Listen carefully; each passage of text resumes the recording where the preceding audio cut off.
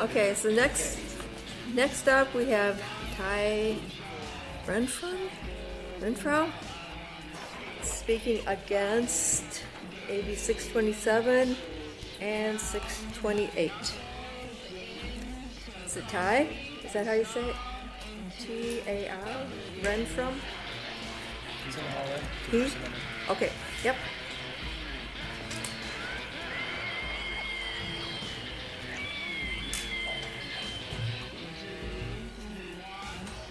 Thank you.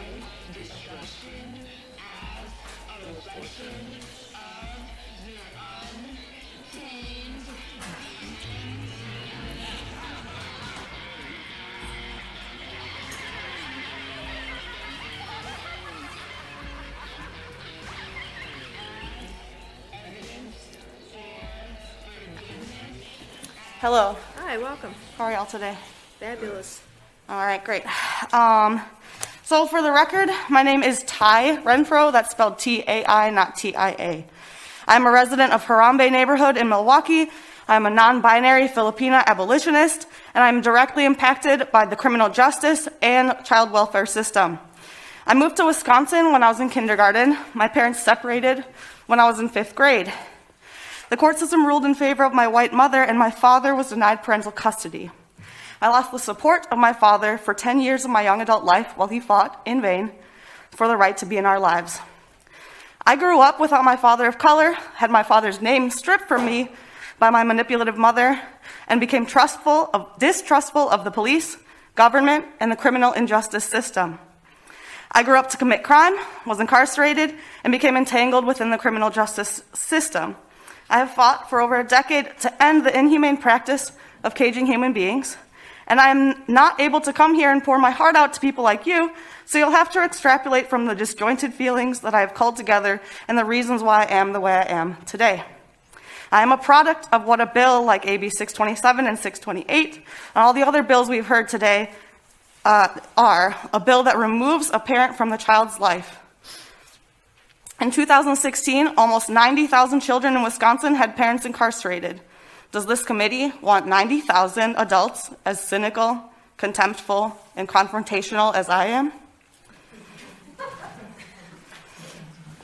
A writer for the National Institute of Justice writes, children whose parents are involved in the criminal justice system, in particular, face a host of challenges and difficulties: psychological strain, antisocial behavior, suspension or expulsion from school, economic hardship, and criminal activity.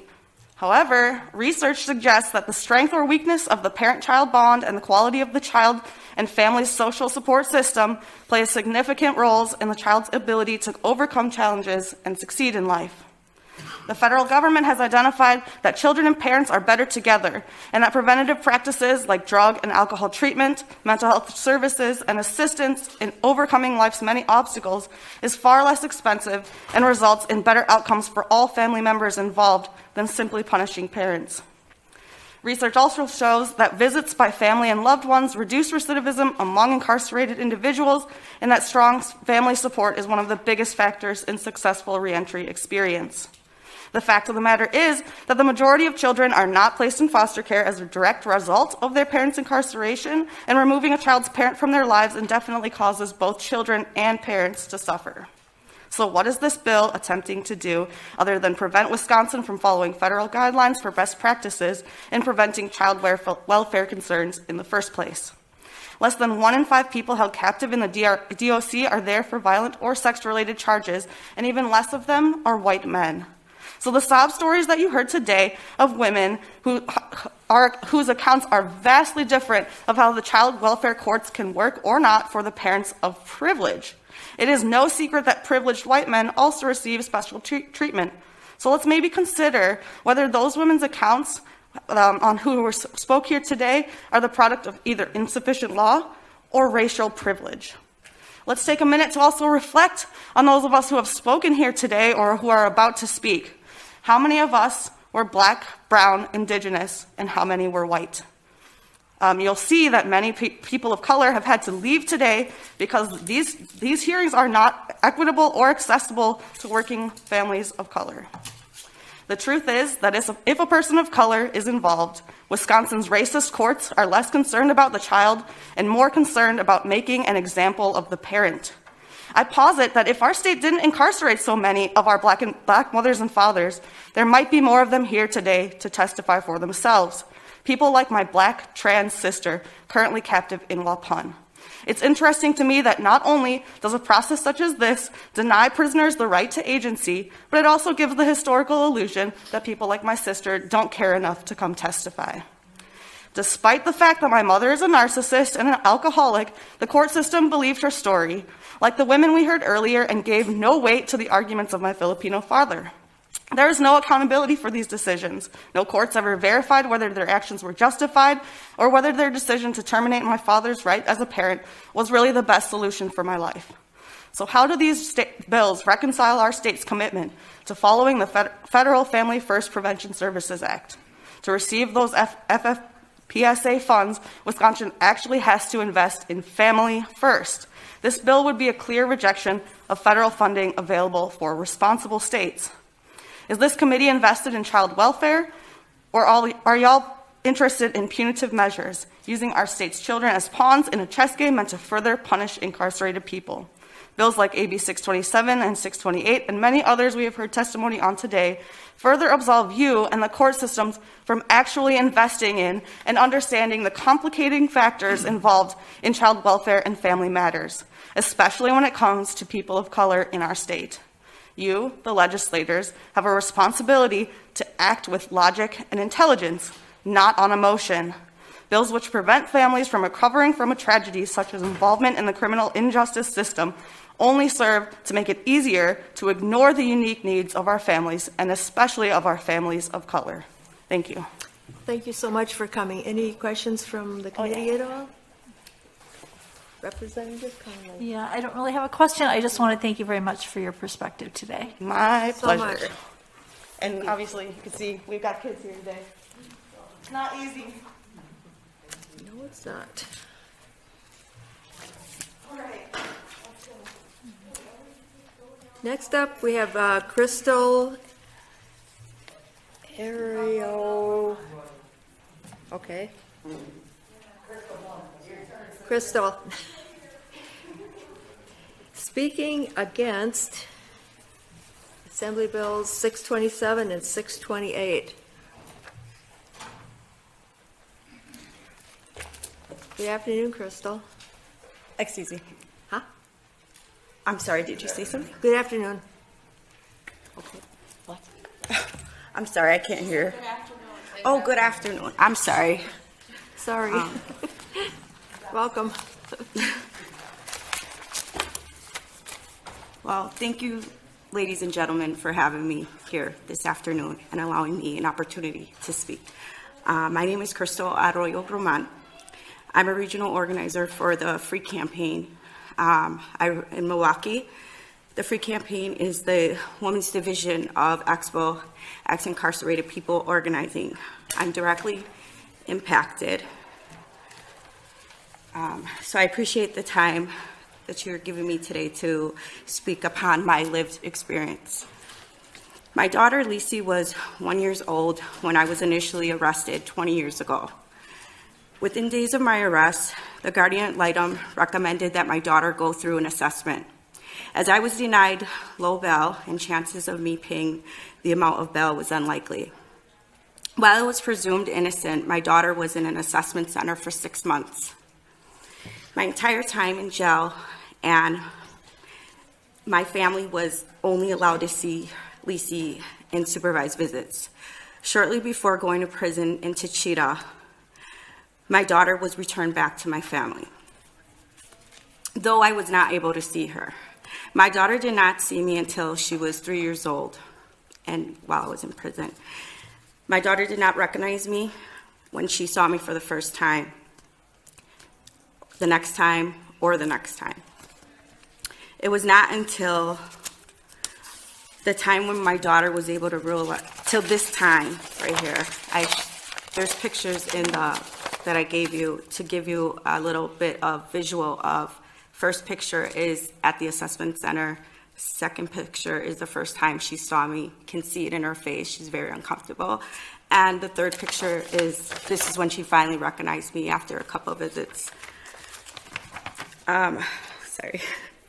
That experience alone was not only devastating, but it was awful for me as a mother.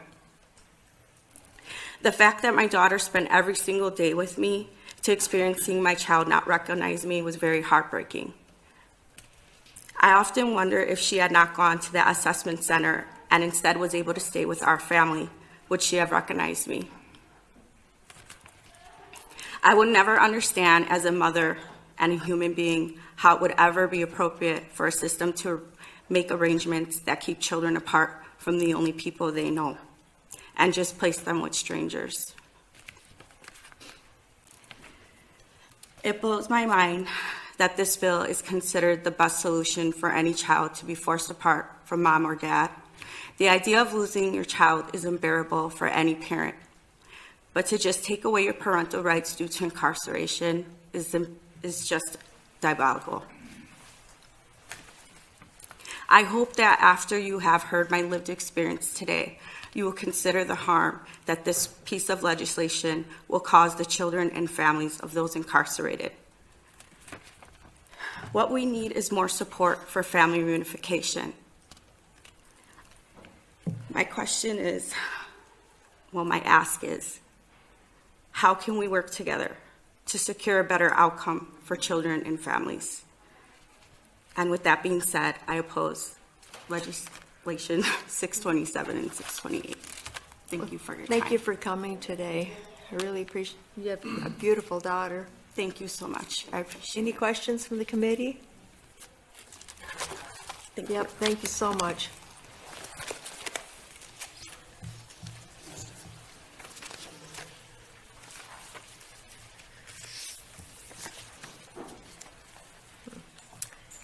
Next up, we have, is it Shadedra Flores, speaking against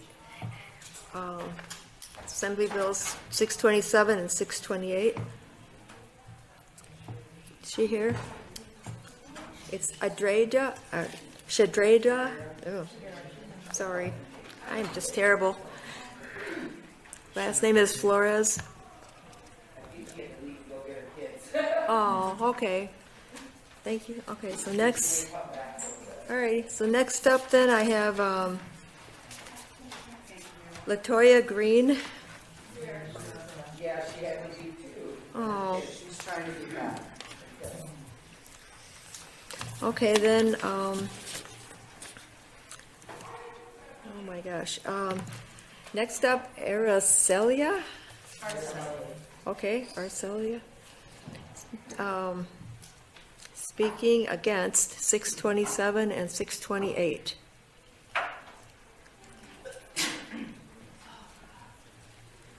So is it Araceli? Yes, it is. Okay, ma'am. great, thanks. Yeah. Thank you. Yes, my name is Araceli Esparza. I'm a parent of Beautiful. 2 children. Thank you. And a first-generation Latina born and raised here in Madison, Wisconsin. I sit on the Office of Equal Opportunities Commission for the City of Madison. I manage a digital social justice company. I help grassroots leaders and nonprofit agencies build their platforms through content creation, curation. My understanding of systems of oppressions that affect frontline workers comes from years of working in social services field where I connected necessary services to our most marginalized families and communities. Decolonization and community justice are at the center of my work. My mission is to break the isolation of Latinas living in the Midwest. I'm here to speak against this bill, 627, because Hispanics are the fastest growing group of being imprisoned, increasing from 10.9% of all state and federal inmates from 1985 to 15.6%, and that's in 2001. Obviously, this is a very long time ago, so you can almost imagine it's grown probably since then. In state prisons and jails, Hispanic females are incarcerated almost twice as the rate of white females. Hispanic women are 3 times as likely to go to prison in their lifetime compared to white women. I am one of those women. In 2011, I was detained and imprisoned for child endangerment. I was not in Wisconsin. I had the money and the agency to get a lawyer and to get my bail paid. I was on a 24-hour hold. A bill like this would have taken a child welfare investigation to the intent of separation without considering we were homeless at the time. We had been through a major robbery. My husband was suffering from PSD, from almost being killed at gunpoint in Mexico. We had gotten into a nasty fight. That's really what happened. A fight that with proper help got us into therapy, but a law like this would have meant that we would not have lost our child together. We would have lost our oldest son because his father does not live with us, and I have been the sole proprietor for that child, now an adult, but at this time he was a minor. So I'm writing you not to support AB627. My reason is because of this. The Section B established that is what is meant by incarceration of parents. Many parents who are incarcerated are due to domestic violence, and often they do not have their own monies to post bail. So yes, because of the cost or class, the parent is still in jail even after holding time. So if their bail isn't met, or they don't have the necessary home, in my case, I had to stay away from my family during the child investigation that was happening. That lasted 7 days, and being in a hotel in New Jersey for 7 days costed, maxed out one of my credit cards completely. And had I not had family that could wire me money so I can get a lawyer, so we can get basically steamrolled into intensive therapy so that we could reunify our family under the time of investigation. So I don't understand how, when an investigation is happening, if you are the person, the aggressor in the situation, if you're claiming that, then you have to figure out where to live, how to get representation, and at the same time not have contact. But if you're not having contact with your kids, you can be seen as an unfit parent. There are so many contradictions and so many lines that could go wrong in a situation like this. So just coming from someone that this experience happened to me over 20 years, and over 10 years ago now, because that was in 2011.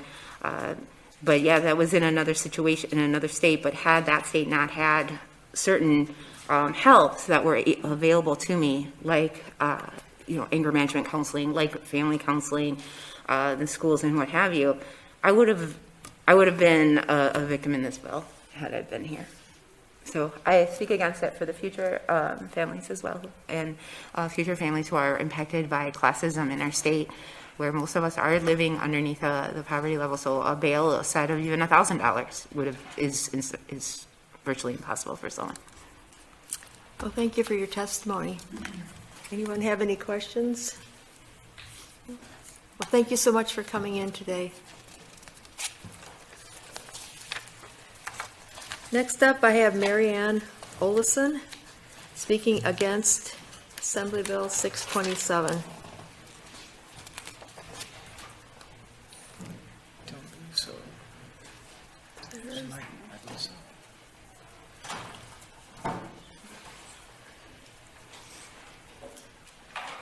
Hi, good afternoon. Hi again. How you doing?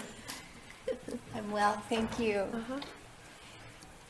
I want to thank everyone for being here, because I really believe we are all here for the same purpose. So I want to share a little bit about me. I was convicted of 7 counts of omissions, misrepresentations, and stocks and securities. Class G felonies. Maximum prison sentence 1 year. I was sentenced consecutive. 7 years. I would lose my daughters. My 3 beautiful adult daughters, one of which is now a surgeon.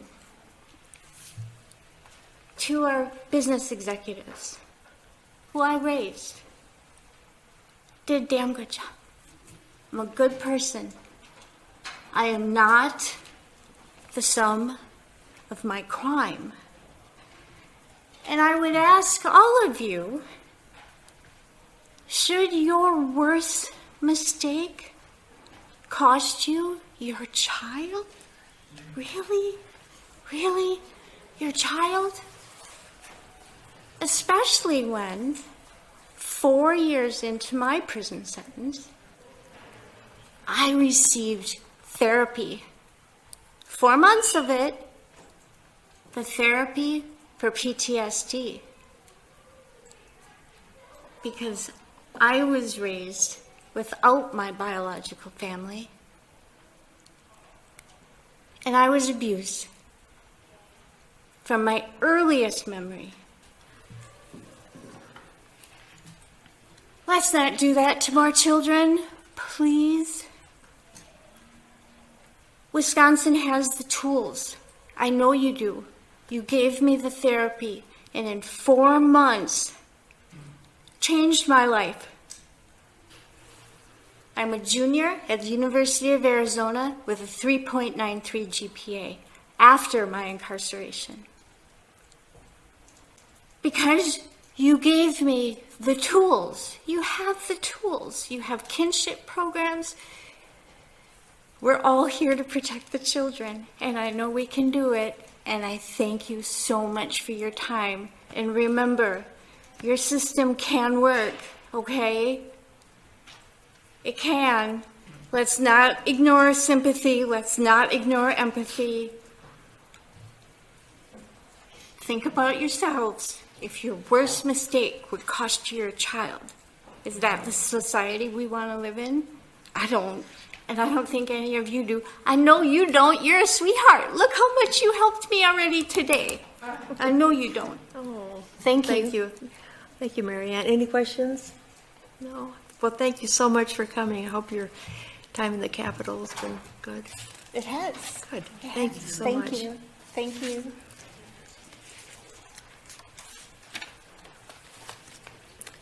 Next up, we have, is it Ian? Get it out. He went out? Okay. How about Danielle? Zadeb? Yes. Thank you. Thank you so much. Thank you. Speaking against Assembly Bill 627. Thanks. Good afternoon. Thanks My for name- waiting. Appreciate it. Yes, it's important. Good afternoon. My name is Danielle Zadeb. I was released from incarceration about 2 years ago. I spent 13 years in DOC. I'm a parent to 2 children, and let me my little notes.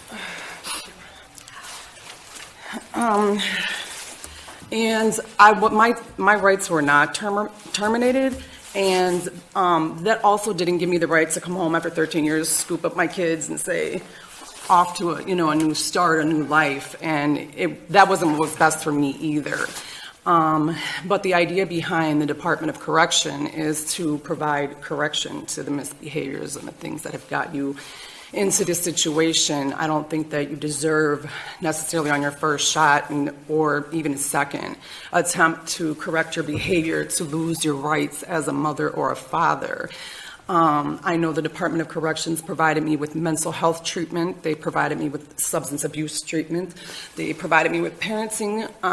They also provided me with an opportunity to go to Gateway Technical College, and I received a technical diploma, which I'm able to utilize now and make a nice living for my family. I've purchased a home, and it would have been horrible if they would have taken my rights. My daughter and I have a wonderful relationship, and it's just not a one-size-fits-all. With my experience in the DOC, like 85% of the women have been victims of sexual abuse. And as you spoke on earlier about trying to break the cycle, let's give the DOC a shot and the system a shot at helping to get the women and the men the therapy and the help they need to battle these demons that they're facing, that what's driving their addiction, and give them the opportunity to become productive members of society.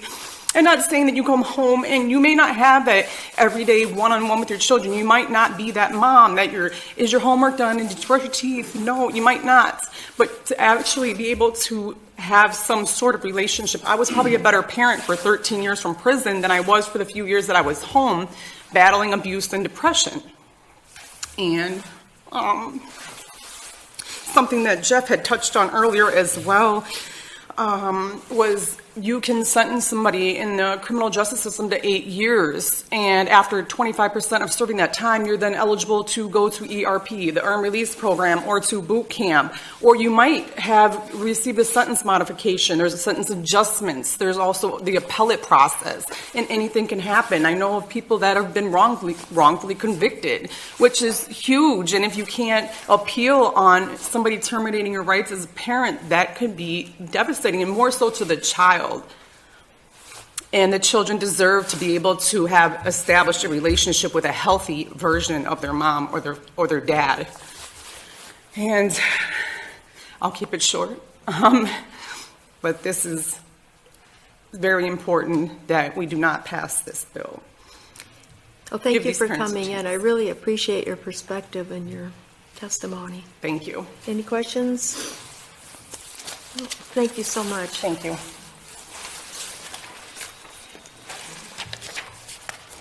Next up, I have Larissa Joanna. She had to go pick up her children. Okay. School. She was speaking against and registered against Assembly Bill 627 also. Next up, I have Sheeson. It's SHEESENPHOOYW. Hua? Welcome. How do you pronounce your first name? My name is Shisen Pungyu Mo. I go by Pungyu.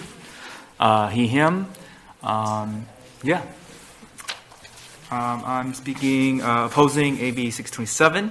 I believe that it will further harm impoverished communities of color. I grew up on Madison South Side as well as around the Allied neighborhood. I'm Hmong. My parents are refugees. I grew up on welfare and going to food pantries. In those neighborhoods, then and now, the amount of police patrol and surveillance is appalling compared to other communities. Through my community work and just personally, like I mentioned, I know many Southeast Asian folks who have made mistakes, doing their best to survive poverty and intergenerational war trauma, drugs, fights, gangs, and were profiled and criminalized by police. And this also, 627 also reminds me of something when Hmong people first came to the United States. Hmong parents were actually criminalized or villainized as being abusive parents, not for actually abusing their kids, but because they were using a traditional healing method that involved rubbing a medicine pouch on their children, and it would leave bruise-like marks. So because they were seen as poor, ignorant, and they would be criminalized for this, and CPS would get involved. So it wasn't that particularly that they were abusive or bad parents. It's rather that it was racial prejudice and being at the mercy of the power of the state that they were then villainized and targeted. Essentially, it was a racist policy. I bring that up specifically because that's what AB 627 is. This is a racist policy. Its effects will disproportionately affect people of color, communities of color. And so I stand in solidarity with other communities of color who are at the mercy of the state when the state attempts to make a policy with good intentions, but purely because they are marginalized, or become targets of the state and have to take the brunt of the repercussions of these policies. Good intention, but very harmful repercussions that continue the cycles that we've been talking about. What children need are stable family systems, and what families need to be stable is not more poverty, criminalization, and racism, but actual resources and support for these communities to thrive. So AB627 will not solve the root issue, and I oppose it. Well, thank you for your patience today, and thank you for your testimony. Any questions from anyone on the committee? Thank you so much. Appreciate it. Next up, I have Amanda, the Deacon, speaking against AB 627. Hi.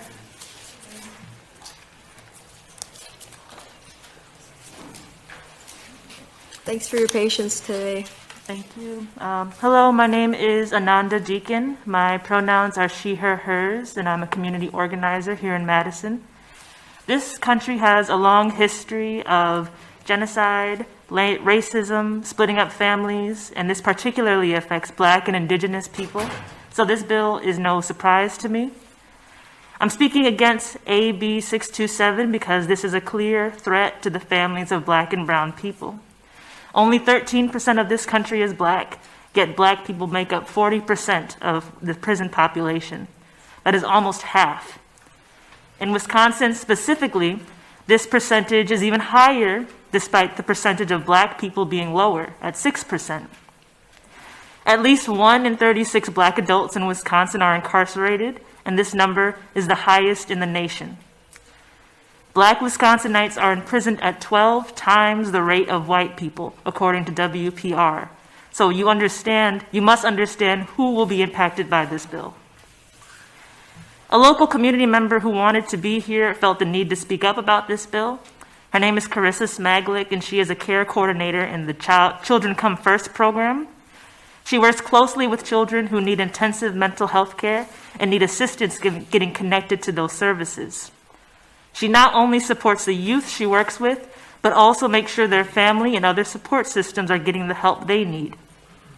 These families include people who have been incarcerated or are currently incarcerated. While these parents aren't able to physically be with their children while imprisoned, they care deeply about their children and want nothing other than family reunification. She has seen firsthand the devastation of children who want to have a relationship with their parents while separated. She believes that to take away the opportunity of reunification, you are actively contributing to removing a child from parents who love them deeply. For those who support this bill, you are actively contributing to the systemic traumatization of children being separated from their families. Another community member was incredibly saddened to hear the news of this bill and reached out to me as well. She wanted me to remind you all that incarcerated individuals are deserving of dignity and respect just like anyone else.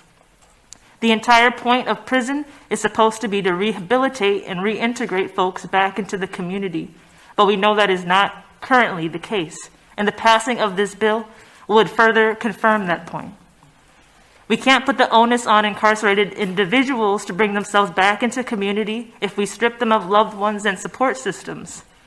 This community member cannot imagine the grief a parent would go through thinking they were going to come out of such a horrible experience, only to find out that they would not be reunited with their child, that they could never be again. For a lot of people, loved ones on the other side are a motivating force to get them through prison, and children are also anxiously awaiting seeing their parents again. These community members were so impassioned by this issue, they took the time to reach out to me in hopes that I would relay the message to you all, so hopefully that message has been received. I believe that this is a civil death penalty. Signing this bill into law would effectively wipe out entire family legacies, entire generations of people, and this would disproportionately impact and erase Black and brown people.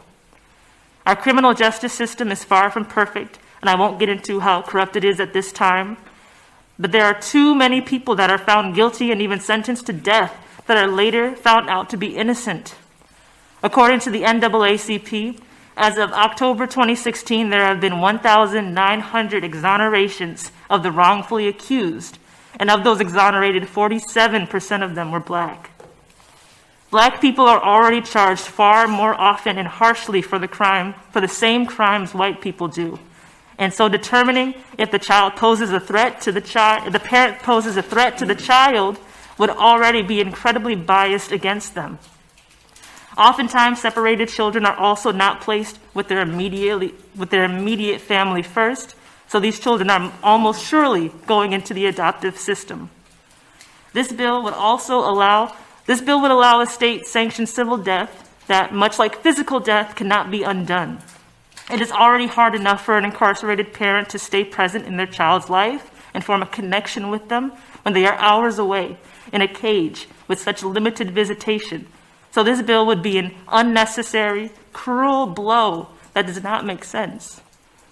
When you consider the trauma that a lot of adopted children go through, the instability of foster care, the potential to be adopted into a racist or homophobic or generally toxic or abusive family, and the PTSD of losing their parent, splitting up families should only be a last result in the rarest of cases, not in the form of a bill like this. To wrap up, this bill cannot pass. Think of the impacted families, think of the impacted children, and think of the impacted communities. I understand that this bill on the surface may seem like a good idea because white children are separated from their families very infrequently and as a result of very violent circumstances in comparison. So you may think that all children are separated rather infrequently. But I urge you to consider all children in this matter, particularly the Black and brown children that this would disproportionately affect and the way their lives would be ruined. Thank you.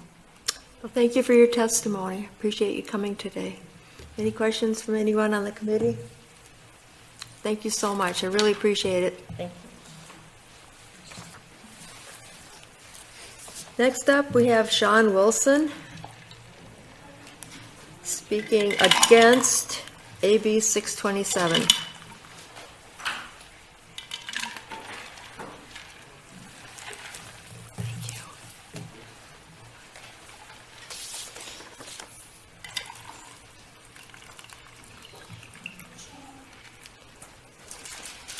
Good afternoon.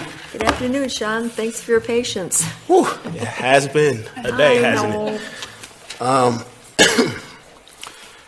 Good afternoon, Chair, Madam Chair, members of the committee. My name is Sean Wilson, National Organizing Director with Dream Corps, a national organization working to close prison doors and open doors of opportunity. We bring people together across racial, social, and partisan lines to create a future with freedom and dignity for all. Thank you for the opportunity to provide testimony opposing AB 627, which terminates parental rights based on incarceration. This bill is bad for children. The goal of our system should be family reunification, not the termination of parental rights. Studies show that successful family reunification has better overall outcomes for children. There are many successful examples of supporting the goal of reunification during parental incarceration, including special visitation programs, parental diversion programs, parenting class, and support groups for children with incarcerated parents. These evidence-based investments will help support both children and their parents. Assembly Bill 627 is harmful for Black and Indigenous people of color. Wisconsin is shamefully the national leader for racial disparities in our criminal legal system. Wisconsin imprisons 1 in 36 Black adults, the highest rate in the nation. In addition, Wisconsin incarcerates Native Americans at one of the highest rates in the nation as well. This bill would disproportionately impact Black and Indigenous parents, meaning, if passed, we will likely see a massive termination of parental rights for a significant portion of Wisconsin's population of Black and Indigenous people. As a nation, we are still grappling with the tragedies of Native American boarding schools where Native children in Wisconsin were forcefully removed from their homes and sent to boarding schools to be abused. And the legacy of family separation under slavery is still with us to this day. Wisconsin should not pass legislation that continues to harm families of color by separating parents from their children. We frequently hear elected officials, you all, advocating for public safety, and members of this committee AB627 is bad for public safety. According to studies, one of the most important factors in reducing recidivism and promoting successful reentry is connection with family. Rather than severing family ties, the state should promote and support them during incarceration. And finally, I would encourage the members of this committee and the author of this legislation specifically to visit one of Wisconsin's more than 30 prisons during visiting hours, to witness the parenting that is taking place despite the daunting odds. I would like you to go to a prison unit during day room closing hours and observe a mother or a father reading a bedtime story to their children over the phone. This is a bad piece of legislation. In my opinion, it should be illegal. Adam said, scrap it. To your question, Rep. Snyder, I'm in complete agreement that this bill should be scrapped. Thank you. Thank you, Sean. Any questions? Yes. Yep, thank you. Next up I have, oh boy. The last name is Morgan. How's that? The first name is.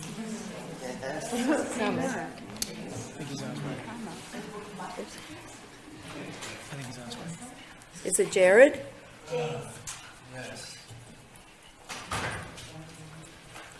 Very nice handwriting. Speaking against Assembly Bill 627. Good afternoon, everyone. Good afternoon. Thanks for your I patience. want to thank you for the opportunity to address you this afternoon. I want to preface my comments by saying, and I've been here since 10 a.m., I've not heard a sob story. The story that was shared by the women and what happened due to the acts of the fathers is horrific. It's not a sob story, it's their reality.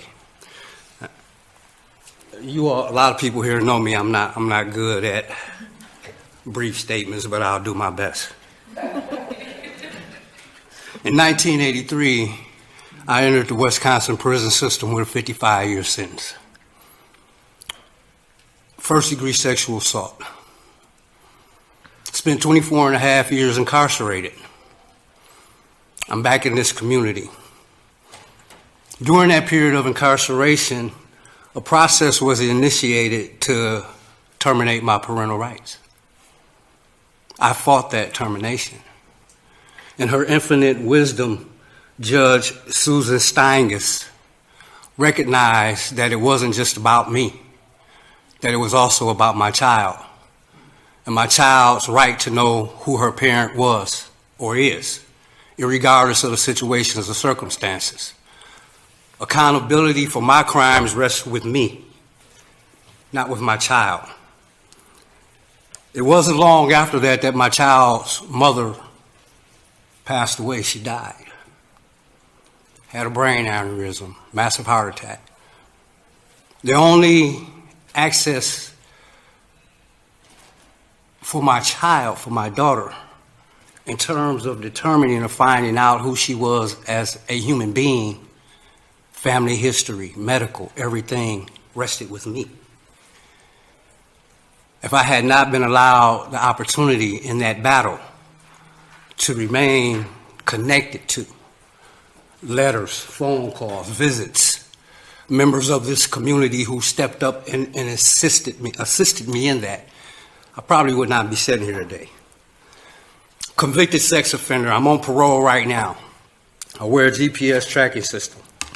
I'm the lead peer support specialist at Just Dane. I recently completed a study through the Sarah Rosenbaum School of Social Work with the University of Wisconsin, Pathways to Parenthood After Incarceration. We just completed our last cohort. We have PIO in the county jail. We have PIO at Fox Lake, preparing individuals and allowing them to have access to the tools and skills that they need to become responsible parents to their children.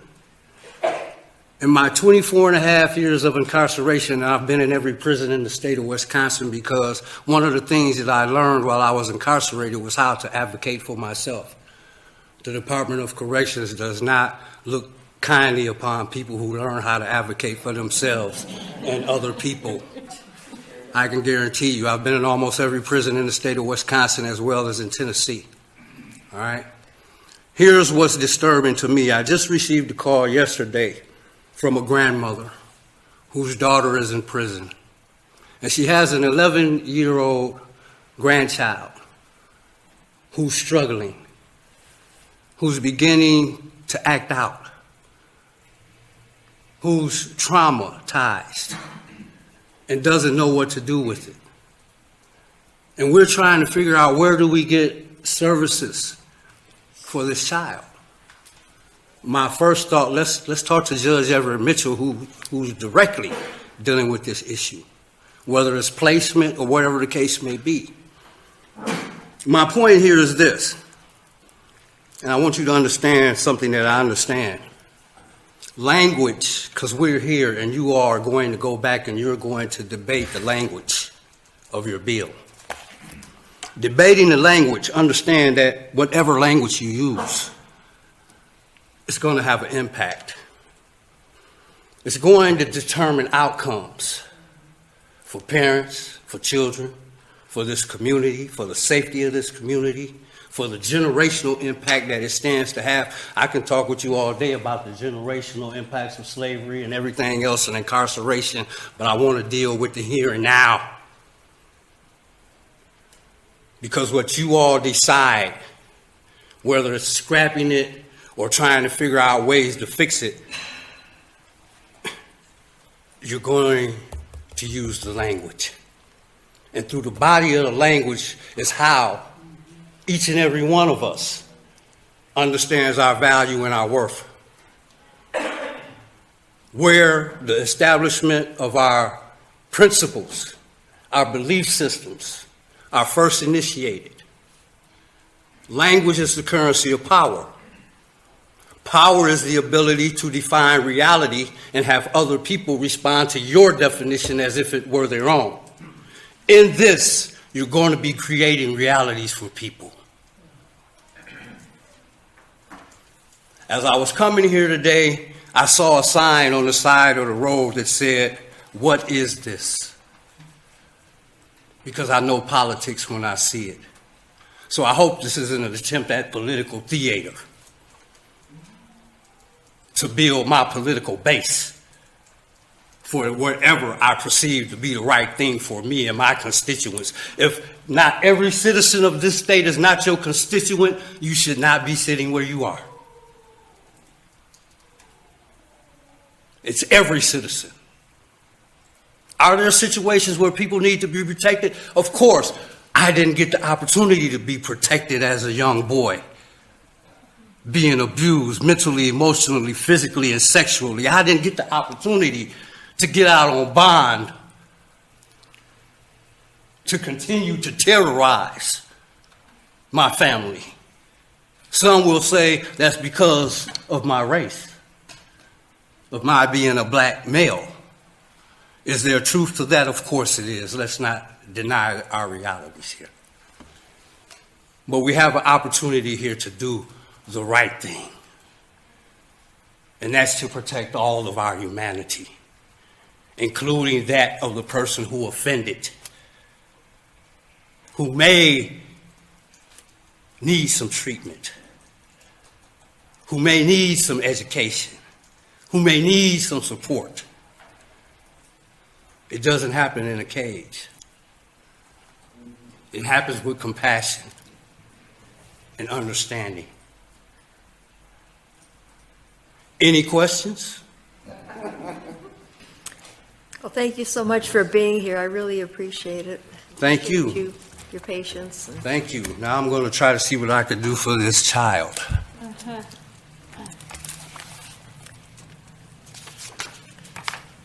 Next up, I have Peggy West Schroeder. Is she here? Speaking against Assembly Bill 627. Welcome, Peggy. Hi. Hi. All right. Good afternoon, Madam Chairwoman, and this honorable body. My name is Peggy Schroeder. I am the statewide campaign coordinator for Expo Free and Wisdom. I was born while my mother was incarcerated, and I was placed in foster care with the youngest of my 3 older brothers, who at the time was 6. My brothers and I were all CHIPS cases because my mother was too embarrassed to tell her family that she was going to prison. And my father was a migrant worker, so he had left to go back to Texas for the season. And my father, my 3 older brothers, their father was deceased. He was a U.S. Army veteran. He was 35 years old, sitting at the kitchen table one morning and had a massive heart attack and died, which began my mother's plight, both with her mental health and with her substance abuse. So my testimony today has nothing to do with adverse effects of foster care, although I am an exception in this case and not the norm. I had a wonderful family and I had a wonderful childhood. That being said, I sit in opposition to this legislation. I am troubled by the use of the word significant, and that in the first draft of this bill, it said significant, and it now says 4 years. If you consider the first 18 years of a child's life, 4 years is hardly significant. It is additionally troubling that repeated incarceration is also not quantified, nor are the types of cases that would be considered repeated defined. So if I have a theft charge but previously had been incarcerated on failure to pay, I had a warrant on a traffic or other infraction, does that open me up to involuntarily termination of my parental rights? Making a parent's incarceration status a deciding factor in involuntary TPR is bad policy. My mother's incarceration did not make me love her less. It never made her less of my mother. The system did that. Instead of moving forward to remove involuntary parental rights, I would like to see this body create ways for incarcerated parents to have positive parental relationships, which is an essential component of a child's healthy growth and development. Research indicates that parental separation can be deeply traumatizing for a child, and I am a victim of that.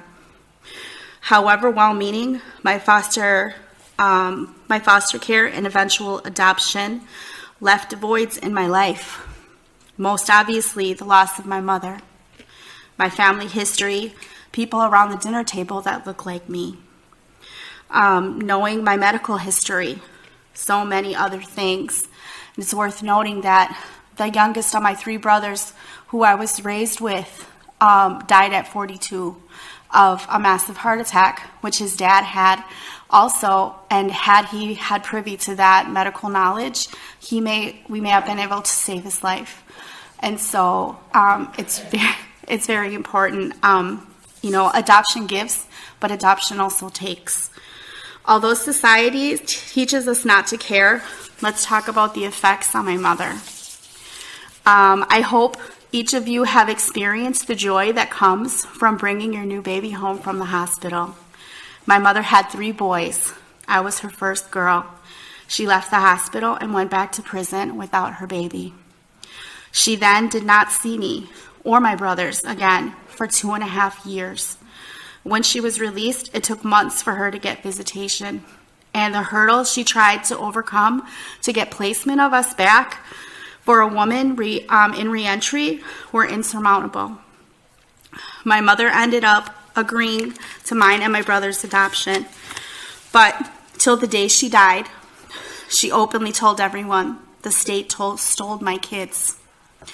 Stolen because as an indigent single mother of color, her access to legal help was non-existent, and her family wasn't able to help her with legally to get us back. Instead of assisting my mother in and out of incarceration in the hopes of allowing her to stay my mother, my family tree has been fractured as my brother and I were ripped from its branches. I am a 51-year-old who can't tell the story of my birth to my children or my grandchildren. I found out last month, due to DNA testing, I got a kit for my birthday, what ethnicity I am, and who I share DNA with. Those people are strangers to me. My older brothers, for the most part, are strangers to me.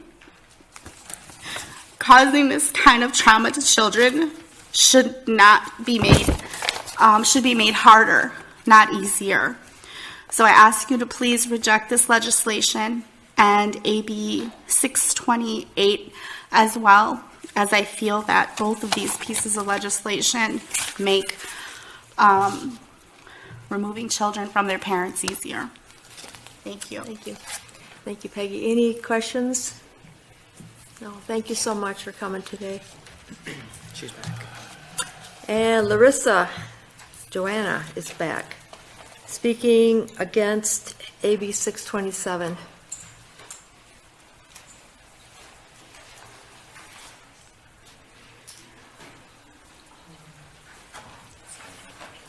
Thank you so much. I know it's been kind of a long day today.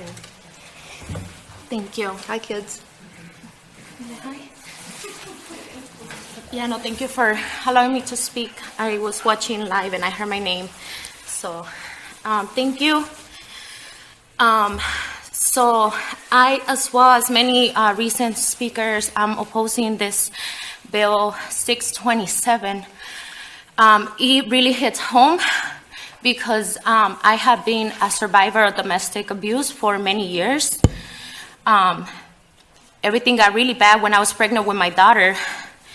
And things just got really worse because I never had the actual protection that no one really has when things like restraining orders are filed and all of this paperwork that we had to go through. During 2020, it got really hard and specific because of the pandemic and because having to work through the pandemic as a single mom, it was really hard. And there was many times that I did try to both help the father of my child to try to be a father by allowing him to help here and there. But things were not working out because with that help was the abuse that had been really consistent the whole time. And I continue to address these issues and doing the right things, calling the police on things that will get out of my control, like damage to my property, physical abuse. And there was many occasions, but on December 17 of 2020, things got really, really bad. I was nearly killed by my perpetrator. And it was really, really bad. I was left with a dislocated jaw that I still struggle with to eat, to speak, to do many things like I used to. I have many different injuries all over my body. And in something that the City of Madison police does, I don't know if it's specifically from the police of the City of Madison, because I have heard these stories, especially when it comes to survivors, women of color, that both of the persons get arrested, even when, for the most, in my case, personally, I was defending myself in my property, defending myself from physical attack and mental and all kinds of attacks that were coming to me. And what happened was that the police came and arrested me a night after this incident, saying that technically I had left scratches and whatnot on my perpetrator who had just gotten arrested the night before. They refused to call my family, my mom, my dad. a neighbor and a good friend of mine who also has a really good relationship with both of my children who are now hiding under this table. They refused to call anyone that I provided information from and they called CPS instead. They called CPS and arrested me on several charges, felonies and misdemeanors. I was really confused, really devastated. They failed to let me know where was my children, how were they doing, who did they end up calling. I was at the hospital for over 9 hours because they were determining and examining all my injuries, doing the whole forensic medical report that my body needed that was really, really long. And by the time I got to jail, by the time they put me in jail, I still didn't know where my children was. I had to call many people, my family, my friends, and they were the ones who I found out from that my children was in CPS custody. So that was really devastating for me to find out in jail that the police failed to call my parents, my family, my friend who was also like a family member to me and has a great relationship with my children feel safe with. It was really hard during those days just to find out that the DA refused to charge me with anything because none of those charges were correct or rightfully to my situation where I was being a survivor of such a violent attack and continuous attacks through consistent time. It was like a police call every other month from all these things that I was getting put through by a person who needs support and help and resources to learn how to be an adult and a father and to be responsible for 2 children. It takes a lot to be a parent, let alone a single parent. So I did all I could to try to get the support that he needed, but at one point my life was at risk, and the very worst of it was them taking my kids away. That was really, really devastating. It put me through a lot of depression, a lot of things that it was like I got nothing to live for in this very moment. It was really depressing through those days, and it was on December 17th, and they didn't allow me to speak or see them through Christmas, New Year's, or anything. They actually had to go through therapy because of separation anxiety that they both were suffering. And they knew, and they told everyone, including CPS caseworkers, that they were happy at their home and that they feel safe. That was really unacceptable and not the right thing to do to someone who was going through all of that. It was really, it made this whole situation more traumatic. It made it worse. It didn't help my children or myself to heal from what we all had just gone through. Thankfully, they were not able to see nothing that happened that night. They were safe in a different room and away from everything, but they still see me after and all my injuries that I had in my face and my body. And even until this day, my daughter, sometimes when my makeup that's coming out or something, she fears. She thinks, are you okay? Like, did somebody hit you? Did daddy did this? And even though he's not around, she knows that's not a safe person. And I still believe that with the right resources and the right support, he could get to be someone better. I don't believe that throwing people in jail and putting them through punishment. I am not against, even in the child court proceedings right now that we have going on, I am not against him having his parental rights taken away, because I do need the support, I do need the help, but I do also want my children to be safe. But I am against the fact that they took him away, and dealing with CPS was really hard because they were not understanding what exactly was happening, and they believed what the police told them that, I technically was charged with this really bad charges that I am really thankfully they were dropped within a day, and the DA made the right decision of not charging me with anything because it just wasn't right. And if that would have happened, that would mean I wouldn't have my children with me right now, and who knows where would they be at this moment. And no children, it's better anywhere than in their home with their mom, with the person that they have known since they were born.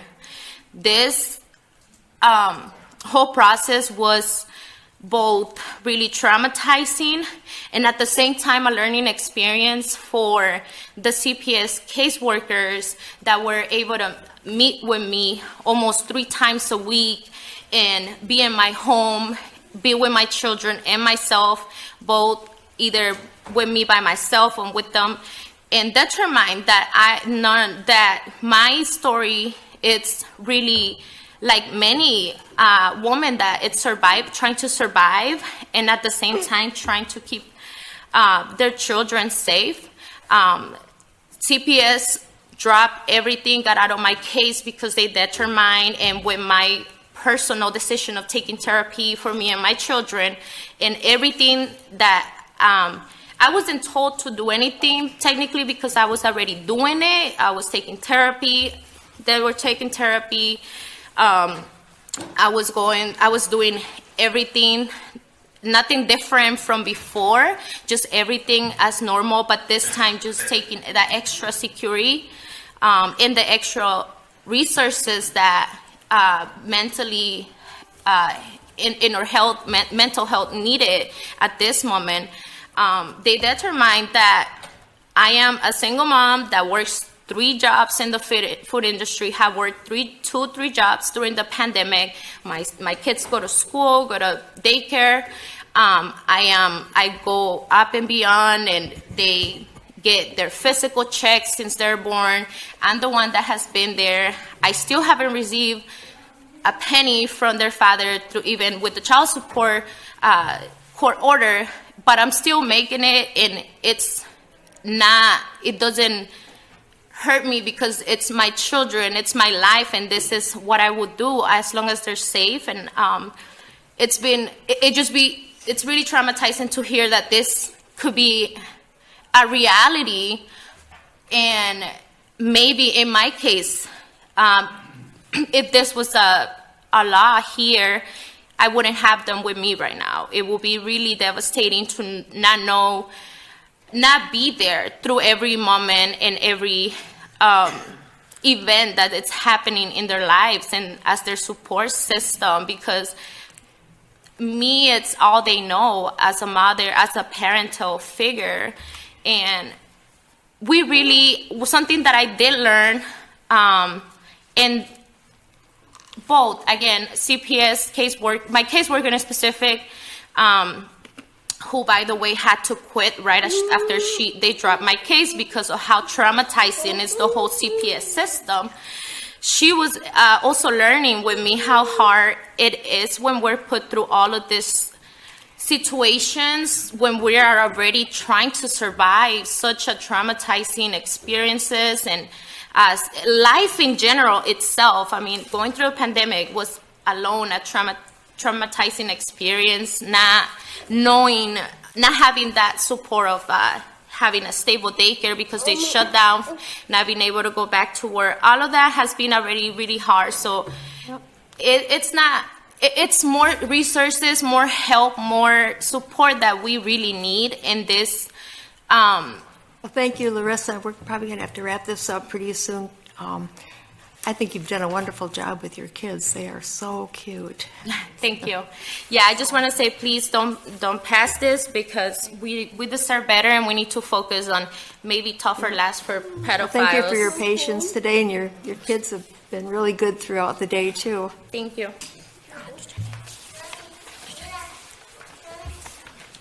Next up, I have Liam Mannion speaking against Assembly Bill 627.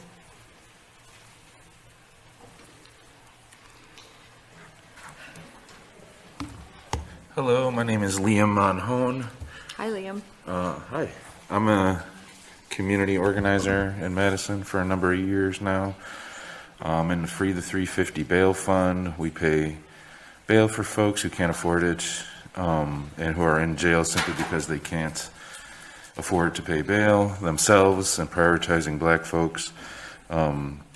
So yeah, you just want to point out, like, been here 5 hours with my kids, the previous speaker as well. So Yep. possibly there's a better way to do this to make it accessible to folks who like have children, or because right now it's not very accessible, this legislative process, to folks who have kids and working class folks because of the fact that of that kind of devotion. But I just wanted to take speak against 626 and 627 real quickly. On 626, there's some doctors that say that late term in pregnancy, like, you can drink modicum, like small bits of alcohol, and not affect your pregnancy. I know there's some medical research about that, so I'd call into question that fact, and how, like, that bill could possibly use to coerce people and target folks, even when they're doing stuff that isn't necessarily unhealthy for the child.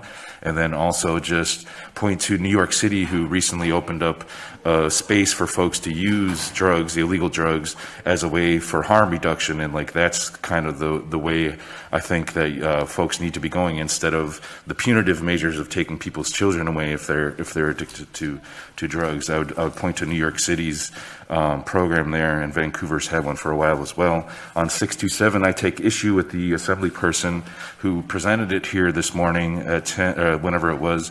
They made the premise that this bill is to provide stability for the child, and they said that the premise is that taking one's parents away so they can be adopted will provide more stability for the child. And I find that very sus, in the words of my children, suspect. I find that premise to be questionable because of the fact that, like Peggy had pointed out, 4 years, right? So, like, is the assembly person actually trying to argue that, if after, like, 10 years, right? So, like, say the child's been with their parent for 10 years, and that the parent will be away in prison for 4 years, that it's actually going to be more stable for them to be given away to, like, another, not given away, but adopted out and taken into the state custody.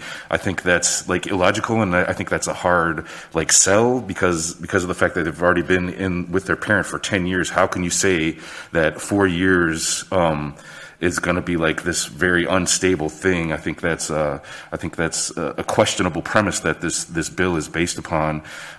So if you're telling me a child has a parent for 12 years and happens to end up in prison for 4 years, the legislators are claiming that having him adopted is more stable than allowing the nuclear family to remain intact.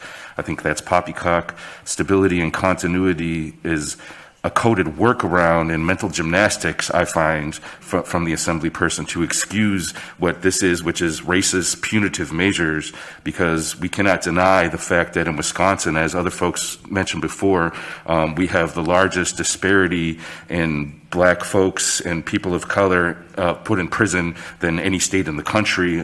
Democracy Now! The other day, they mentioned that Wisconsin is 6% black, but yet the prison population here is 42%. 87% of the population here is white, but the white people only make up 51% of the prison population, and therefore anything that is included as far as, like, extra punitive measures for being incarcerated necessarily disproportionately impacts black folks and people of color in the state of Wisconsin. And so I would say that, and I'm very appalled at the assembly person and how they talked about how many, they said this, they said, quote, right? They said, quote, how many chances should we give a parent? And, like, I would like to propose the question, how many chances should we give legislators in Wisconsin to correct the obvious racist disproportion in the incarceration system here? That's what I would like to know. How many chances do we give them? Well, obviously the answer is, like, as much as it takes, right? Because we're not punitive, and we believe in human beings. So I'm really appalled that I think that should be indicative of like how quickly that this bill should be rejected. It's just the fact that they're talking about how many chances should we give parents. We give parents as many chances as they need, okay? Also, I just wanted to mention that Assemblyperson Ducal mentioned people out on bail and how it's horrible. And I also like to say that the vast majority of people out on bail do not commit crimes while out. If that were true, incarcerating people prevents crime, and due to the fact that people on bail commit crimes at lower rates than the general population, why wouldn't Ducal advocate for simply incarcerating everyone to prevent violence in society? The fact is that incarceration does not reduce violence and crime in society. People have been indoctrinated by decades-long trends and increases in incarceration into believing that it's how we address crime and keep society safe.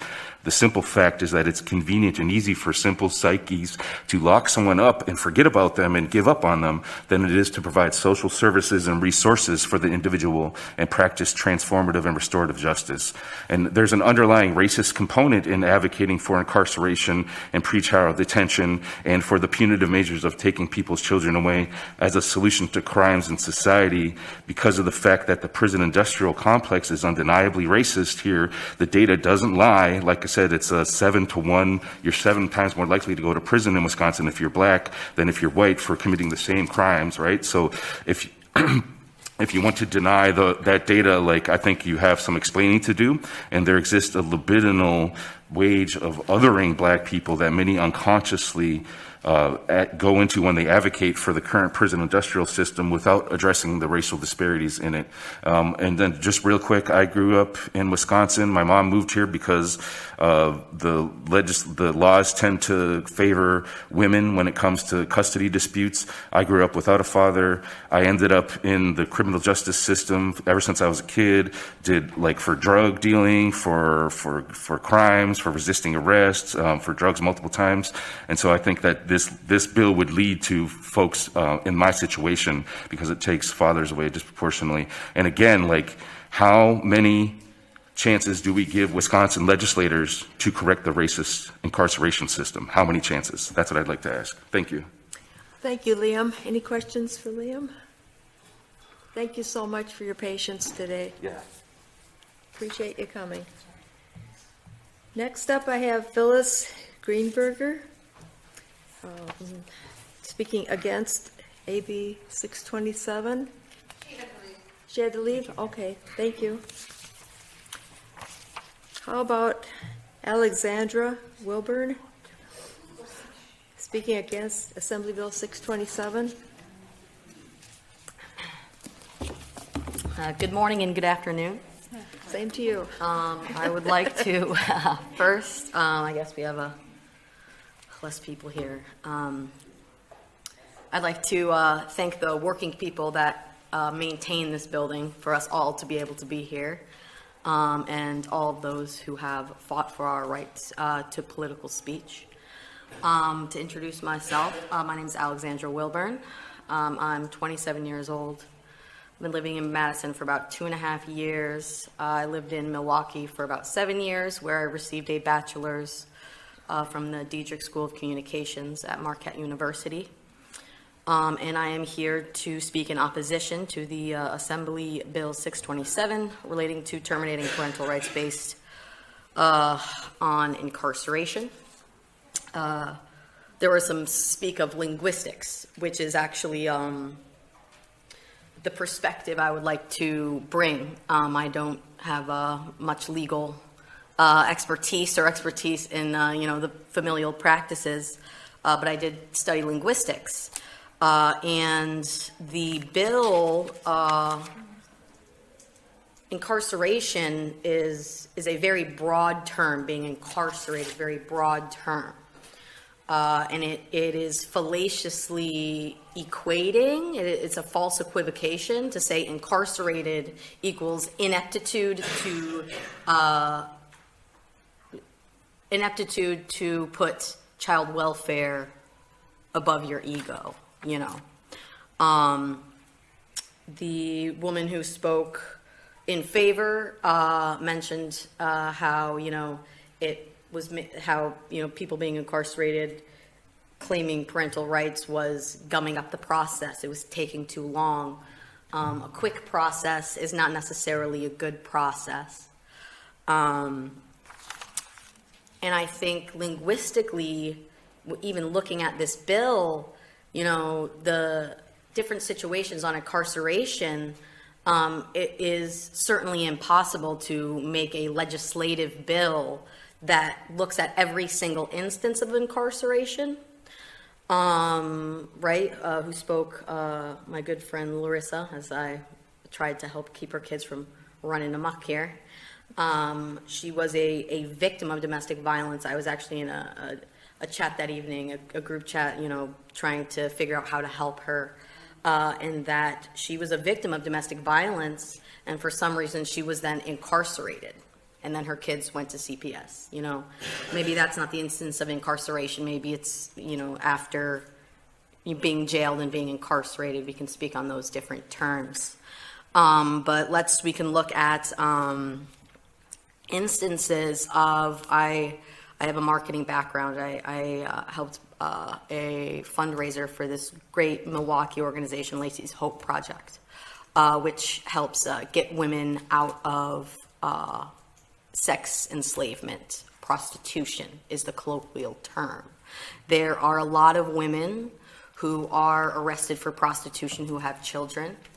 I've met a woman who, she was about 18 or 19 when she was caught up in a sting. She was a captive, and the pimp, the person that was enslaving people, also was enslaving some children. So this woman who is a victim has also now, by the state, I believe wrongly, is now a sex offender because the pimp was trafficking 16 and 17-year-olds along with her, right? We can look at incarceration as some people have really good lawyers and a lot of money. I believe there is a woman, to invoke a woman who spoke earlier, that an ex who is going to plead guilty to sex trafficking of a minor, a possibility for that is just probation. So we're saying, oh, incarceration, we're going to terminate. We're going to terminate based on incarceration, even though that incarceration was perpetually failing to pay child support and you know, missing bail.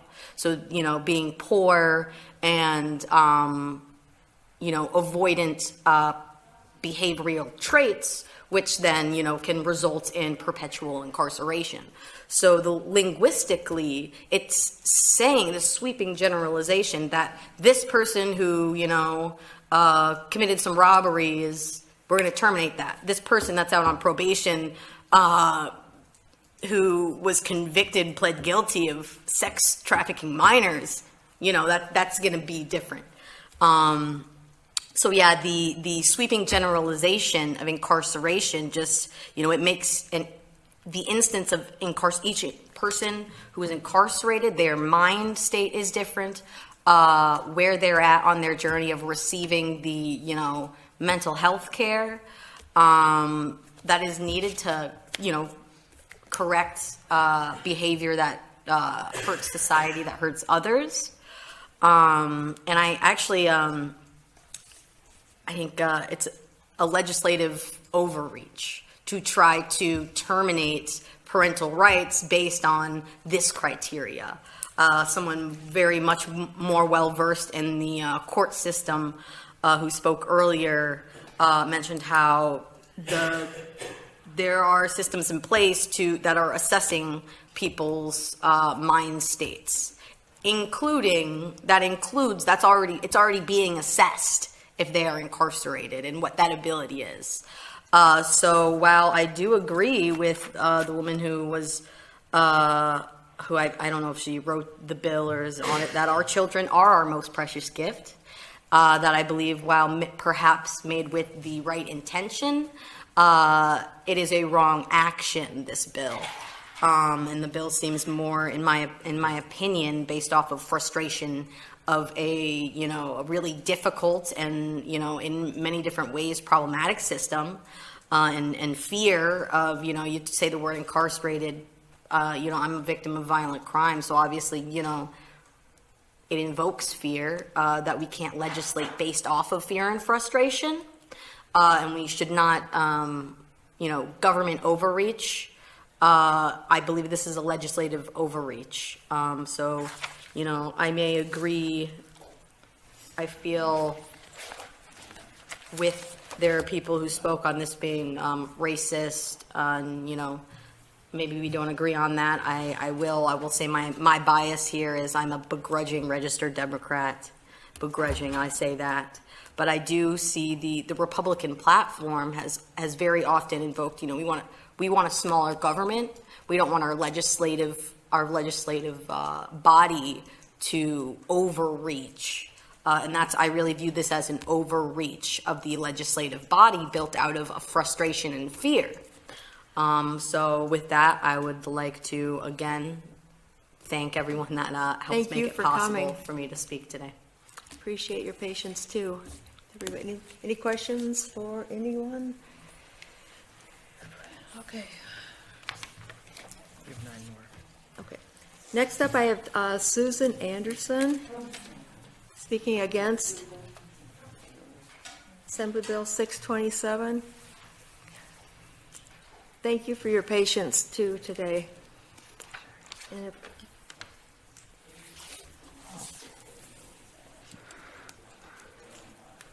had my vaccine and booster, so You're take good off then. my mask to speak. Thank you, Madam Chairperson and committee members, and I really appreciate your being here, and I appreciate everyone being here for so long. My name is Susan Anderson, and I care very deeply about children as a mother, grandmother, former court-appointed special advocate, and occupational therapist in the school system.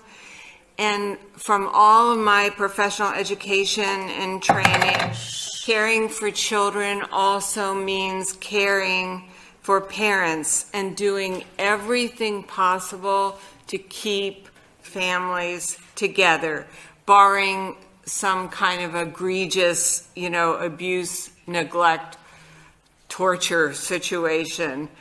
And it is in the interest of that child for us to help the parent be the parent they need to be and not to forever cut them off from that child, causing irreparable harm for both.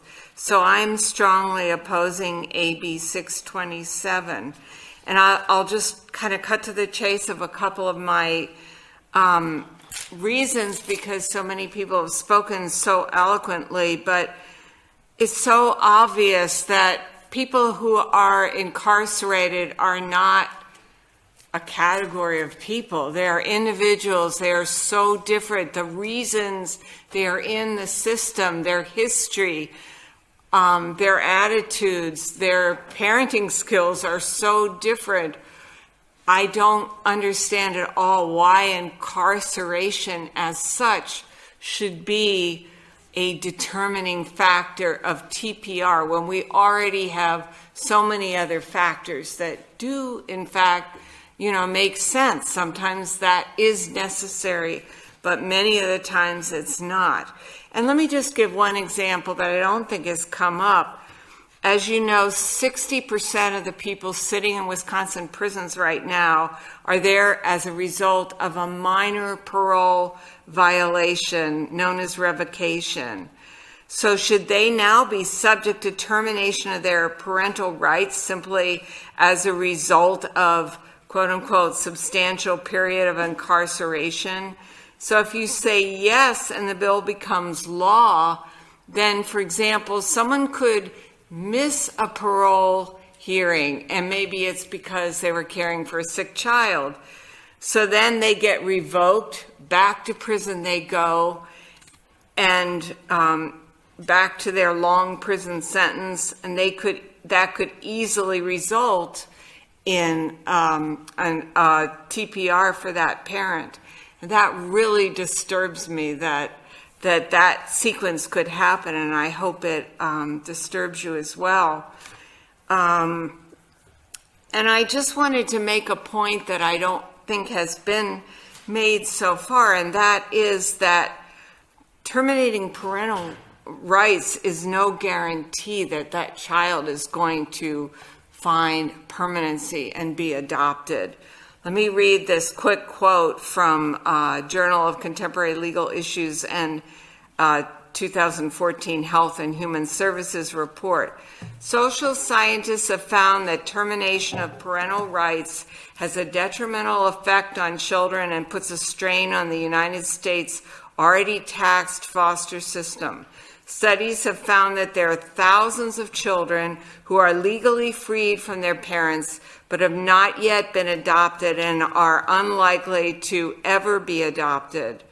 The Adoption and Foster Care Analysis and Reporting Systems study in 2014 discovered there are nearly 59,000 youth in the U.S. foster care system whose parents have had responsibilities terminated but were waiting to be adopted. And the emotional toll that these long waiting times have on young children is immense, with higher reports of child depression and manic behaviors. So instead of looking to terminating parental rights for permanency, what I would like to see us do, and what I hope you as my representative legislators can do, let's spend our money on supporting the families and children before anyone is incarcerated in the first place. So, for example, the $343,000 per child per year that we spend on the children who are incarcerated at Lincoln Hills and Copper Lakes, what if we took that money and we spent that on those same families, helping them with whatever services they need, drug addiction issues, food security, parenting skills, childcare, job training, whatever they need, so that those families succeed and the children and the parents don't end up incarcerated and the children after them. I'm trusting this legislative body to use resources in that way to help children by helping their whole families, not further punish parents who were incarcerated for many different reasons, but who could still lose their parental rights forever simply by virtue of their incarceration. Please do not allow AB627, which does not support and value the well-being of vulnerable families and children, to go forward. Thank you. Well, thank you, Susan. Any questions? No. Thank you so much for your testimony. Thanks for listening. All righty, so next up I have Julie Pullman Tynan. Am I close? Speaking against AB 627. So we have several more to go, so. You did pretty well with that long name. So I am Julie Pullman-Tynan. I'm a professor at the University of Wisconsin-Madison in Human Development and Family Studies, and I've been studying and intervening with children whose parents are incarcerated for the past 25 years. And so in my written testimony, I give more information about why I'm considered an expert in the area. And so I know you've had a very long day, so I'm going to be brief. And I would like to just say three things. The first thing is that one of the things I like to do is try to learn about young children's perspectives on these things, because they can't be here to testify and give their opinion. And so I use methodology in my research, such as observing children, where they play, where they live, when they visit their incarcerated parents. And then I also interview the ones who are 8 and older. And then I learn about their lives from talking to, I've talked to hundreds of their at-home caregivers and hundreds of their incarcerated parents, mostly in Wisconsin, although I also do work at the national and international levels. And so I would say that from the child's point of view, when a child is separated from a parent, when the child is young, it doesn't matter why. You know, a young child experiences the separation from a parent for a variety of reasons similarly. Their dynamics inside are the same whether the parent is in the military and doing active service, whether a parent is ill and hospitalized, whether the parent is incarcerated, whether they're held in immigration detention or deported. From that young child's point of view, that is the same. So we started this day talking about how we shouldn't interfere with the rights of parents who are in active military service or about to be deployed. Now, from the child's point of view, that's very similar to what is dealt with in AB 627. Also, children, from my observations of them in corrections facility, visiting their parents, from their visits at home, through video, through their letters, through their drawings, etc., have found that many of them are very excited about visiting and communicating with their incarcerated parents, and they, I think it's in more than 90% of the cases in which we've observed, they say loving things, they express their fondness for their parent, etc. And I just want to read you one of the letters that an 11-year-old child wrote to her incarcerated mom. The mom was sentenced to 6 years, and this was after a number of years, just so you can get that child's point of view. Dear Mom, thank you for the letters you recently sent me. I needed to hear everything you wrote in those letters. Yes, I got the letter, and I've been better and happy, but I miss you so much. Not having you here hurts me so much more than you could ever imagine. I feel happy and stuff, but then at the end of the day, tears just come out thinking of you. So I get frustrated, and I get a stupid attitude, or I get mad at the other people around me, and then I get in trouble. You being here is the only thing I need. So that type of letter is pretty common for what we hear. Children often still very much love their parent. Now, as you heard Wendy Henderson say that both in Wisconsin and at the national level, that about 60% of CHIPS cases result in reunification. And this is the second point I want to make. It's that in the cases in which there's a CHIPS case and the parent is incarcerated for 4 years or more, it would be 0%. And I think that causes harm.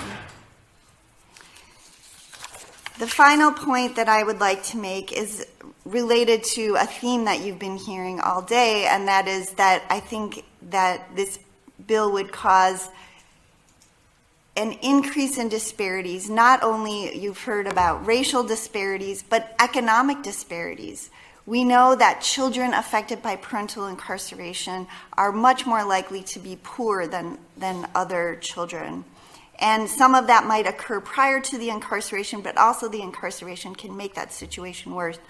And then I also think there is a gender disparity, because we know from national data and some local data that when a father is incarcerated, 90% of kids stay with their mothers. However, when a mom is incarcerated, most kids stay with their grandparent, and they're about 5 times more likely to end up in foster care.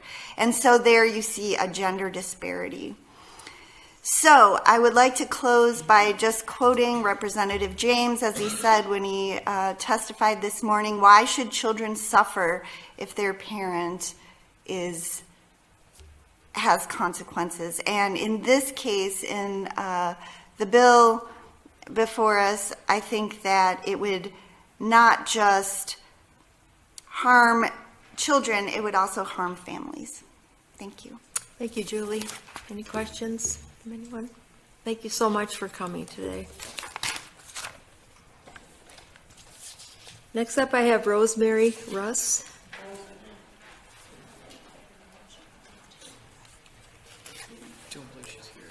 Rosemary Russ is gone, or nope, there she is. Hi, Rosemary. Speaking against. Afternoon. Let me guess, 627. Thank you so much for having me. I am Dr. Rosemary Russ, and I'm a citizen of Wisconsin here to speak against Bill 627. I'm not a lawyer. I'm not a community organizer. I have never been incarcerated. And as far as I know, no one, not even my ex-husband, has ever considered terminating my parental rights. But I am opposed to this bill, and I'm opposed to it for a variety of the reasons that the people here have spoken on, which we have heard at length. But what I want to focus on instead, actually, is that I'm concerned about the fiscal implications of this bill. I hold degrees as an applied mathematician, a physicist, and a statistician. And so my testimony is going to be virtually all about numbers. Before I do that, I'd like to, though, ask the forgiveness of the people in this room who have shared their incredible stories of trauma and pain, because my testimony is going to reduce your children to numbers, and I apologize for doing that. But I'm doing it for the purpose of hopefully shedding light on a different area of the pain of this bill. So thank you all for that. So I oppose this bill on fiscal grounds, and I'm going to share with you some numbers and figures related to the financial impact that passing this bill would have on our state. I've spent considerable time researching these numbers in the research literature related to incarceration, parenting, and social services, looking at nonprofit budgets, et cetera, et cetera. That said, I'm definitely not an expert in these areas, nor do I purport to be. And so what I'm just asking you is to just take a look at what this financial impact would be, and then I'm asking you to please use the experts and avenues that you have at your disposal to find out more specifically what that impact would be. So let's start with the basics, and I actually know from the beginning that I have a wrong number, but we'll just go with it because that's what we've got. I got nothing else. So currently there are 24,000 men and women incarcerated in prison and another 13,000 in local jails across Wisconsin. According to the Department of Corrections, 50% of those men and women are parents. What I did in my analysis was that I took the exceedingly conservative estimate that each parent has only one child. If that had been the case, I should also mention I'm a teacher, so I brought visual aids. There are 18,500 children who have incarcerated parents in Wisconsin. We heard earlier that the number is actually 90,000. So you're actually going to have to multiply by 4 all of my numbers. If you have a calculator handy, that would probably be best. So let's see what happens and at what cost to our taxpayers if we pass this bill.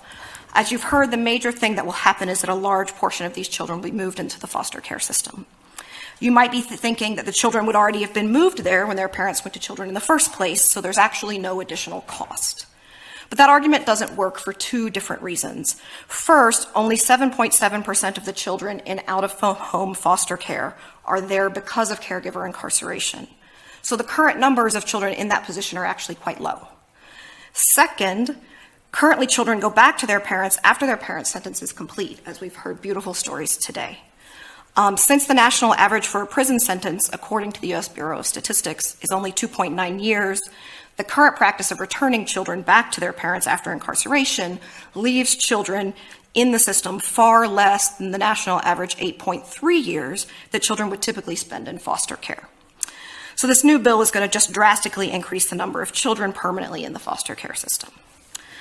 A study of foster care systems in the Midwest found that only 1/3 of children in foster care were placed with a family member. I would defer to my colleagues from DCF who likely have far more information about this. Again, I'm just a layman. But that means that of the estimated 18,500 children of incarcerated parents, there are 12,000 children who will wind up in foster care in either a private or a group home. So what does adding this 12,000 children to the system do to our state in fiscal terms? Terminating the parental rights of those who are incarcerated would increase the foster care system from its current 7,000 children up to 19,000 children, which is an increase of 271%. That means that each aspect of the foster care system would need to nearly triple. Using DCFS's state budget for out-of-home care, I calculated that it currently costs around $7,200 to keep a child in the system for 1 year. Based on those numbers, then, adding an additional 12,000 children to that system will cost our state $86 million per year for the extra 5.4 years that the children are in our care. But that's not all. Research shows that the effects and costs of putting children into the foster care system extend far beyond just their time in that system. Research shows that 60% of children in foster care ultimately, when they become adults, earn incomes below the poverty line. That means using our baseline of 12,000 children, an additional 7,200 children turned adults would be forced to rely on state funding for economic assistance programs such as food stamps, SNAP, or medical care. If we look at the average cost of SNAP, which is $2,400, and the average cost expenditures for Medicaid, which is $4,000 per year, then the increase of those 7,200 people reliant on government aid would cost our state $46 million per year for the eternity of their lives. So not just while they were in care. Next, research shows that children who emerge from foster care are diagnosed with PTSD at 6 times the rate of the general population and double the rate of veterans whom we heard from earlier. That means 51% of them have a history of psychiatric hospitalization, 77 have been prescribed psychiatric medication, and 32 have an affective or substance abuse disorder. Again, if I use the baseline of 1,200 children, that means we can expect 6,100 children who will require specialized mental health care, and 3,900 children who will need some form of AODA, alcohol, or other drug addiction services. In 2011, Medicaid paid approximately $10,000 more per year per person for medical coverage for those with behavioral health conditions. So that means that there was an addition, and there was also an additional cost for substance abuse intervention. This need for high quality mental health services will then cost our state just under $69 million per year, again for the duration of their lifetimes if we pass this bill.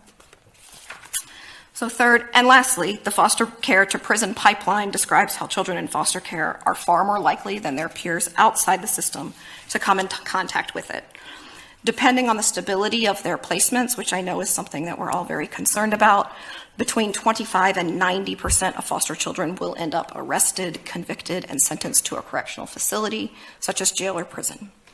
Even if we take sort of the low end of that at 35% of the baseline 12,000 children who end up incarcerated, that is 4,200 children added to our current carceral system. It costs our state around $100 a day to incarcerate an adult and $250 to $300 a day to incarcerate someone in a secure juvenile facility. All of that adds up to mean that our state will conservatively have to add an additional $268 million per year to incarcerate the children of the parents whose rights you will terminate if we vote yes for this bill. Here, I've only given you a few of the extreme and far-reaching financial consequences of this bill based on inexact numbers that a total layman found on the internet. I didn't discuss the increased costs of special education and other school-based programs, job training, or housing assistance.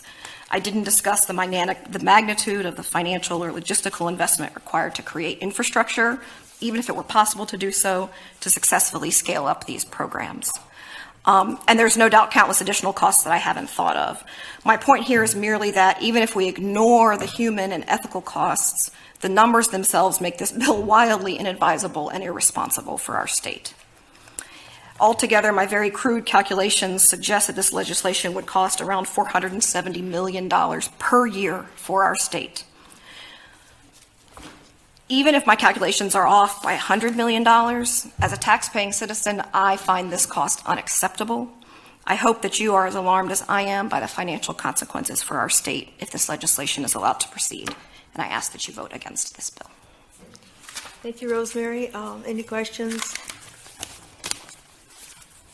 Thank you so much. Thank you. Next up, I have Shannon Ross speaking against Assembly Bill 627. Is she still here? No? Okay. Leslie Shearer speaking against. She had to leave too. Thank you.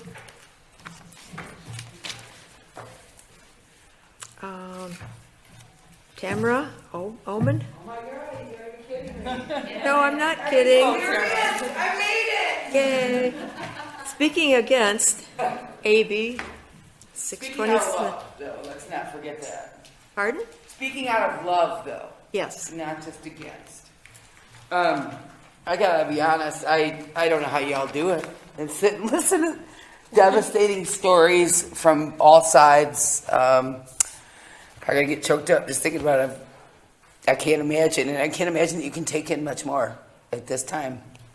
If you don't mind, I'm gonna stand because my back's killing me.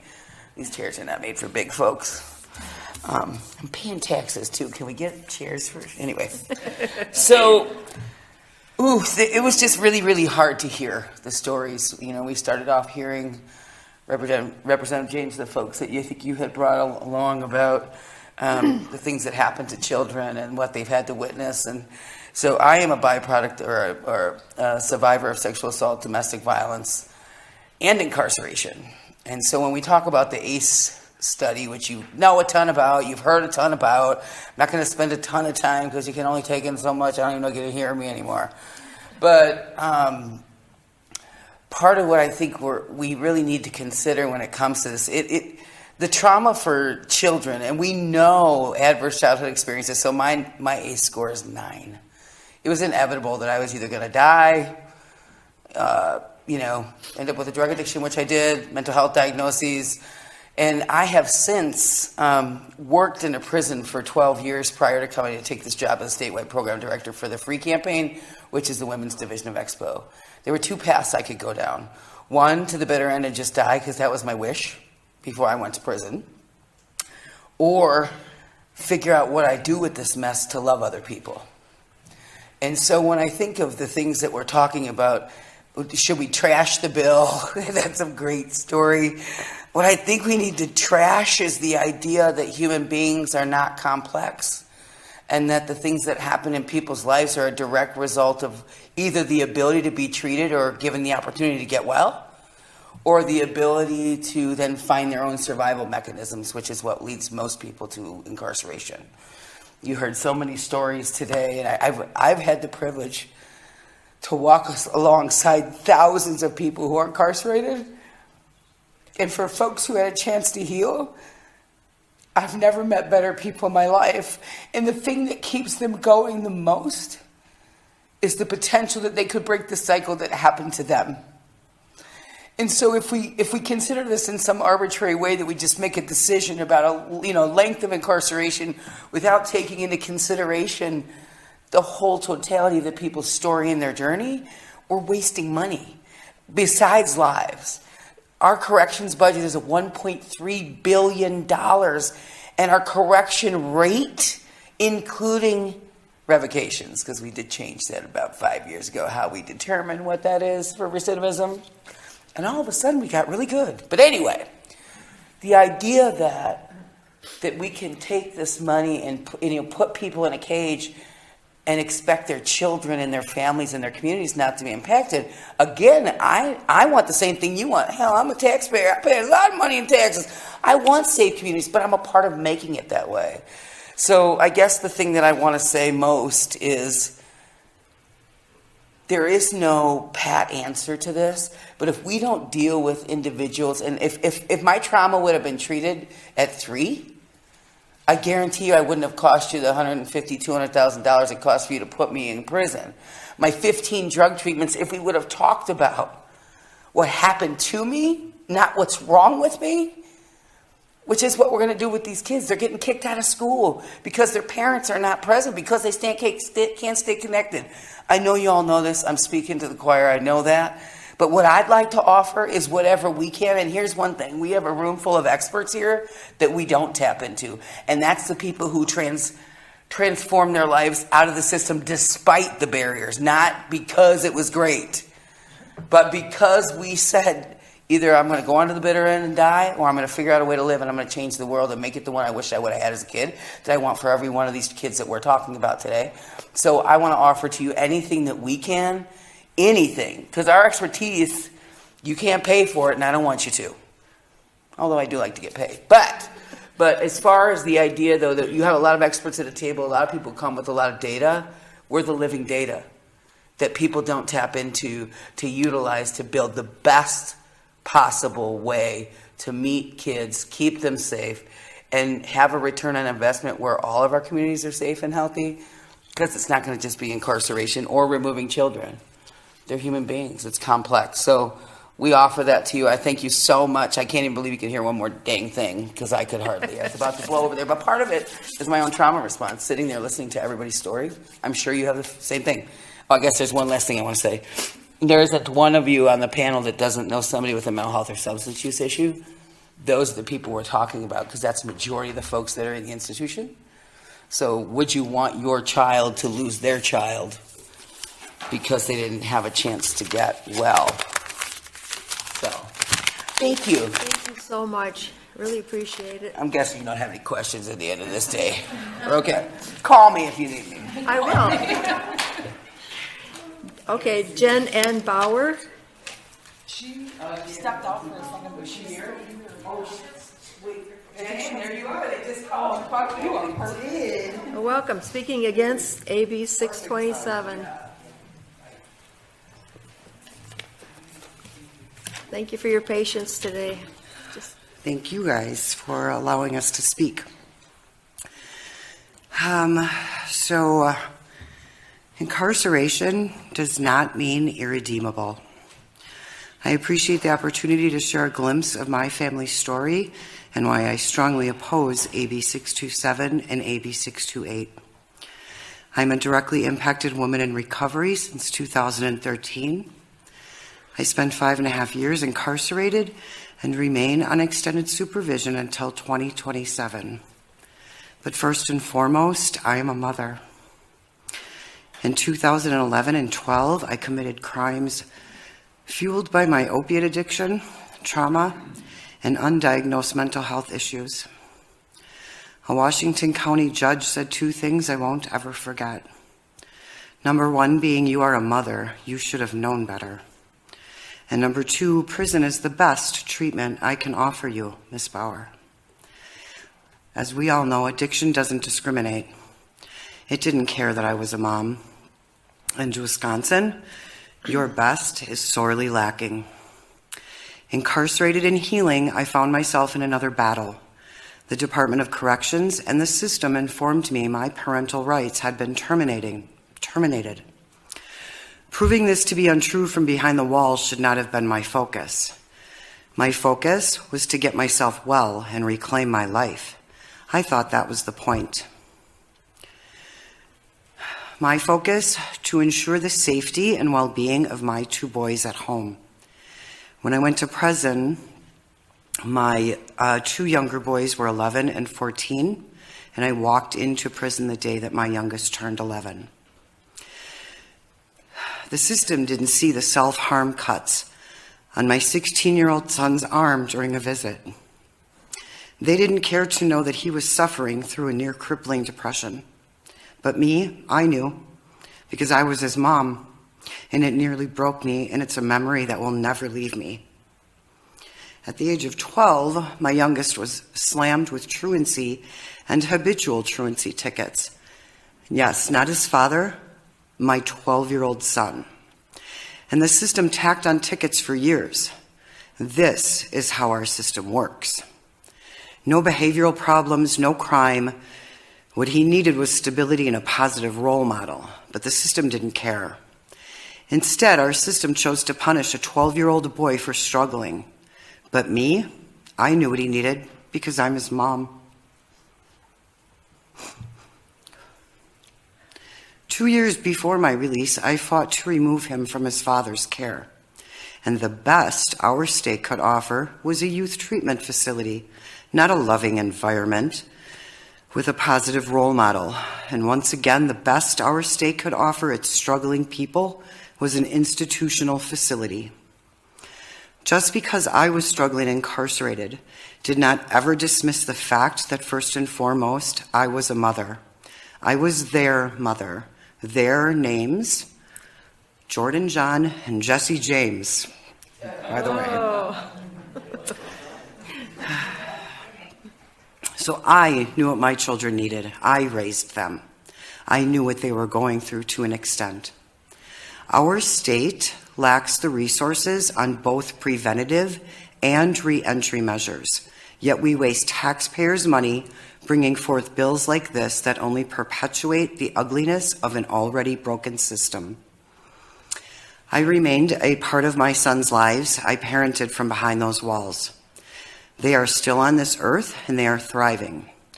Jesse James will soon be graduating from UW-Platteville with a double major in mechanical engineering and sustainable and renewable resources. My youngest, who is 19, who would have loved to have been here to speak today, is a caregiver for adults with disabilities.